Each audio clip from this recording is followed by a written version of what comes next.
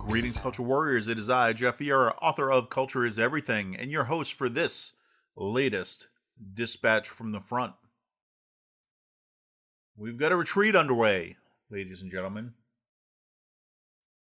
Your story today via Microsoft News, originally from The Hill, by Joe Concha. Podcaster Joe Rogan announces move from LA to Texas. There are too many people here. Joe Rogan announced on his popular podcast that he's moving from his longtime home of Los Angeles to Texas soon, after months of hints, with the host citing overpopulation and a little bit more freedom for the change. I'm going to Texas, Rogan said. I just want to go somewhere in the center of the country, somewhere where it's easy to travel to both places, and somewhere where you can have a little bit more freedom. Also, I think that where we live right here in Los Angeles is overcrowded, the 52-year-old continued. I think most of the time it's not a problem. But I think it's exposing the fact that it's a real issue when you look at the number of people that are catching COVID-19 because of this overpopulation issue. When you look at the traffic, you look at the economic despair, when you look at the homelessness problem that has accelerated radically over the last decade, I think there are too many people here. Rogan, who also is a UFC commentator, did not say where he will be based in Texas. The announcement comes 2 months after the podcaster signed an exclusive deal with Spotify. The terms of the deal, which starts in September, were not publicly disclosed. Rogan reportedly brought in $30 million in revenue last year with 190 million downloads per month for the Joe Rogan Experience podcast on YouTube, where he currently has more than 8.4 million subscribers. Spotify, a music services provider, was launched in 2008. It currently has more than 130 million premium subscribers. All right. And since we're talking podcasts, in the interest of full disclosure here, Culture is Everything is available on Spotify. But we are not monetized. So my lack of criticism for Spotify should not be taken as protecting the money I don't make through Spotify. But Joe Rogan, obviously the world's most successful podcaster, certainly is making some money from Spotify, and God bless him. I do listen to Joe's podcast. I tend to catch the snippets that are available on YouTube rather than diving into the whole thing. Once in a while I do, but he's a very talented podcaster, very engaging, interesting guests all the time, very open-minded. Now, the headline here is just an example of the media once again injecting their values into the story. The fact of the matter is that Rogan here in his quotes and Rogan on his show doesn't really talk about the overcrowding notion very much. Instead, he talks a lot about the fact that Los Angeles has gone to hell. The homelessness situation is one thing. When you have people who are defecating in the streets, you've got a problem.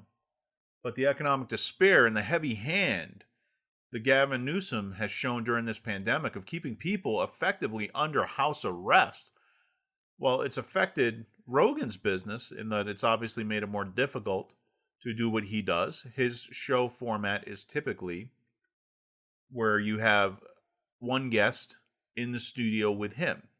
They're face to face. They're having a conversation. I think he relies on that face-to-face in order to get his guests to be comfortable and to open up. The podcast itself often feels like a hangout rather than a formal interview. And I think that open-minded exchange that Rogan has with his guests is a big part of the allure of his program. It's been much more difficult to do when people can't come physically into the studio because they are locked down. So Rogan is not a fan of the current regime in California, not a fan of what the pandemic response has been in LA, not a fan of what crazy left-wing policies have done to the city and to the state. And he's been fairly open about this from the time months ago when he first started discussing possibly moving to Texas. You also have to ask the question, well, if it's just about overcrowding, why move to Texas? Because some cities in Texas are fairly crowded. There certainly, if you really cared about overcrowding and that was the sole issue that you had, then you wouldn't have to go to all the way to Texas. You could go to Nevada, right? A lot of wide open space in Nevada. It's right next door. He could go, if he wanted to, up to Portland, where they have more of the liberal lockdown lunacy, even than Los Angeles does. He could have gone there. He could have gone elsewhere in California, right? There are parts of California that aren't as crowded.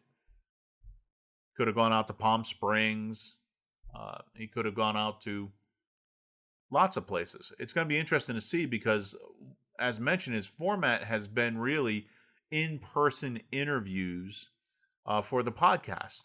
Well, if most of the entertainment industry is in Los Angeles, it's hard to do those, right? If you're in Texas, then are you going to have to start booking talent? Maybe that's a format shift that they'll be doing on Spotify. But it doesn't really make sense given the inherent logic that the reporter has chosen in this article, that Texas would be the solution, right?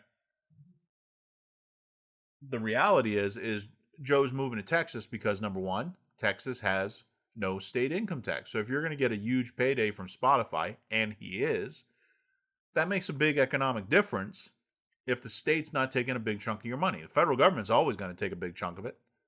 But having the state, especially a state like California, which really taxes the heck out of people, and you avoid a lot of that going to Texas.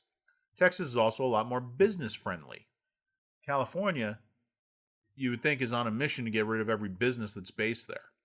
It's been well known for some time when you're looking to consider making the headquarters for your operations, despite the fact that you've got a large population, an educated population, you've got a lot of talent, particularly up in the Bay Area for technology. A lot of companies don't want to be headquartered in California because it is just so hostile a business climate in terms of the regulatory environment. You can't build what you need to build. You can't employ who you need to employ because California makes it extremely difficult. And then you got to deal with the fact that you got to pay through the nose for labor because they got to buy a house or find an apartment situation out there, and it's ridiculously expensive in much of the state. So not a good situation being a small business owner, as Rogan is, trying to make a go of it in California. His money will go a lot farther, and his stress will be a lot more reduced in Texas, which is one of the most business-friendly states in the union. But of course, the article doesn't really talk about that. I think certainly when you talk about values, when you listen to enough Rogan, you understand that he's got a fairly wide libertarian streak, by which we mean he's skeptical of government intervention in things, thinks government often operates with a heavy hand, and believes that people ought to be free to choose how to live their lives. He's had a very eclectic background. He was a reality TV host and host of Fear Factor for many years. He's a mixed martial artist fighter, so he does that as a hobby. And in addition, he's been a UFC Ultimate Fighting competition commentator for a long time, since the inception of the sport, really. So he does all that in addition to being a podcaster. Podcaster, even though it's paying extremely well, had really been kind of a sideline for him. And so, based on what he is interested in, Texas certainly seems to be a better fit overall for him. Now, he's too diplomatic. He has too many left-wing guests and friends to be too heavy-handed in saying why he's leaving California. Also, he's got this relationship with Spotify to consider. So he doesn't want to get off on the foot of bad-mouthing the state of California. I'm sure that when his show starts up on Spotify, but that will come up, and you will hear all the great things about Texas and how much better it is than California as you go through his show. That's just kind of the nature of the beast. But I think he didn't want to jump the gun by being too critical of it. But he mentioned some pretty big negatives aside from the overcrowding issue. When you talk about the economic despair, that's a big negative. LA is considered to be you think of LA, you think of Hollywood, you think of it being the city of dreams, you think of it being where people go to live out their lives of celebrity and wealth. The San Francisco Bay Area, certainly as a tech hub, has become a big focus for that.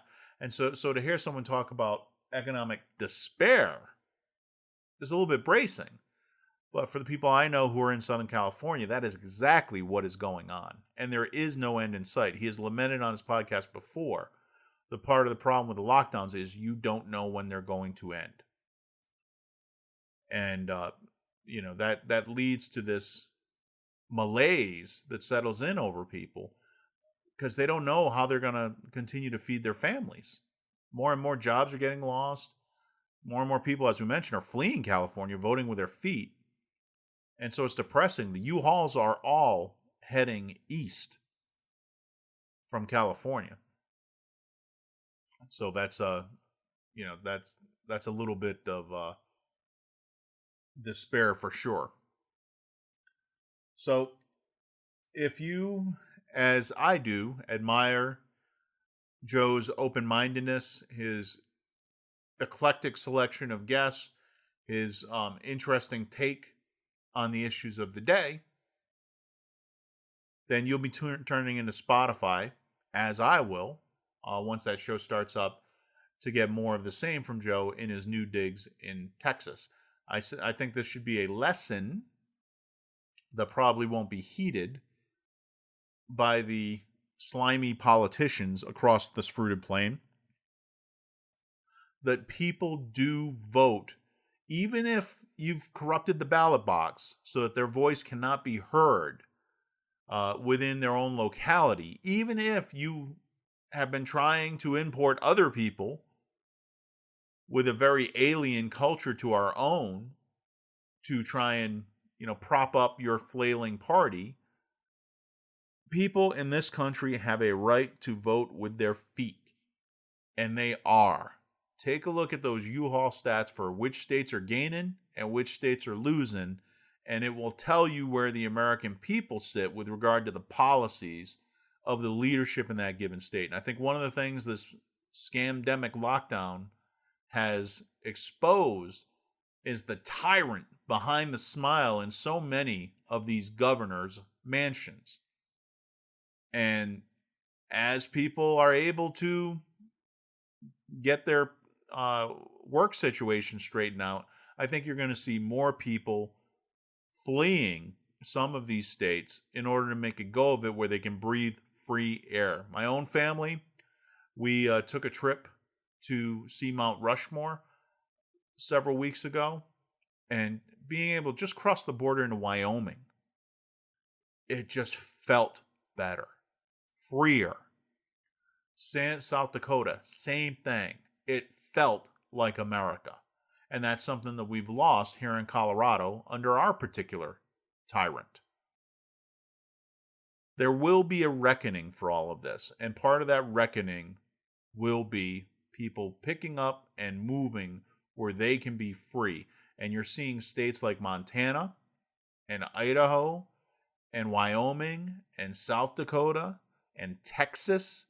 You're seeing those states really pick up. I hope that based on the performance that Brian Kemp has had, governor of Georgia, in resisting this madness, I hope that Georgia becomes a state that people seek as a refuge from the insanity. But if you're living in Pennsylvania, in Michigan, in California, in New York, in New Jersey, some of those states that have been just under the iron hand since this mess began in the middle of March, you need to get out. If they're not going to listen to you, if they're going to instead indulge their power fantasies and oppress you, you need to pick up and head for greener pastures. And thank God there are greener pastures to head to. It's the only alternative we got. You stay where you're at and you fight, or you pick up and you make your life in a place that's more conducive to it. Sad but true in these days of 2020. God bless you, my friends, and have a great day.